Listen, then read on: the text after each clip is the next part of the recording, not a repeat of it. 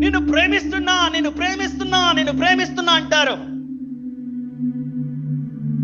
చూడండి, కొత్తగా పెళ్ళైంది అనుకోండి, భర్త అంటాడు నిన్ను ప్రేమిస్తున్నా, నిన్ను ప్రేమిస్తున్నా అంటాడు. ఏమైతే ఏమవుతా అంటాడా లేడా? అంటాడు. ప్రేమిస్తున్నా ప్రేమిస్తున్నా అని ఉదయం నుంచి సాయంత్రం వరకు అంటున్నాడు. వంటకి బియ్యం తేవట్లేడు, వంటకి కూరగాయలు తేవట్లేడు, నూనె తెస్తలేడు. ఏమంటున్నాడు?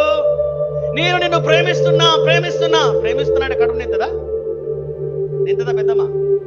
అక్కలారా నిండుద్దా? మీ భర్తలు అలాగే చేస్తారా? ప్రేమిస్తున్నా ప్రేమిస్తున్నా అలాగే కూర్చుంటారా? లేదు, వాయించేస్తారు మీరైతే. ఎలాంటే బియ్యం తీసుకురాపోండే, కూరగాయలు తీసుకురాపోండే. ప్రేమ అనేది క్రియ ద్వారా చూపాలి. ప్రేమ అంటే ఏంటండి? క్రియ ద్వారా చూపాలి. మళ్ళీ చెప్తున్నాను, మీ క్రియలు వాక్యానుసారంగా లేకుండా మీరు ఎంత స్తుతించినా దేవుడు అంగీకరించాడు. మీరు ఎంత ప్రార్థించినా, ఇగో ఈ స్లాబ్ దాటి కూడా పోవు, పొరలొక్కం దాకా పోవు.